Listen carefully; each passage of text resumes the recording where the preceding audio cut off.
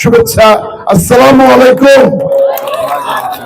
এবং 3 জেলা, বৃহত্তম খুলনার 3 জেলা, আমরা আগেই তো খুলনার মধ্যে ছিলাম, খুলনা, বাগেরহাট, সাতক্ষীরা।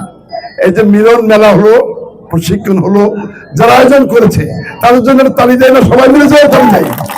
এখানে অনেক জ্ঞানী গুণী আমার এই যে ভাই জাতীয় প্লেয়ার পাশে আছেন, জাতীয় প্লেয়ার অনেক, যেমন সম্মনাথ, যেমন মুস্তাফিজ, এগুলো তো সম্পদে পরিণত হয়েছে। একদিন এইখান থেকে ফার্স্ট হয়ে খুলনা ফার্স্ট হয়ে ঢাকায় গিয়েছিল, তারাও কিন্তু সেখানে রানার্স আপ হয়েছিল। এই যে সাতক্ষীরার ঐতিহ্য ক্রীড়াঙ্গনে কম নয়। তা আজকের এই ক্রীড়াঙ্গনকে আমি ধন্যবাদ জানাই, যারা অপর সময় এই জায়গাগুলোকে অলঙ্কিত করছেন, অনেকে নাই।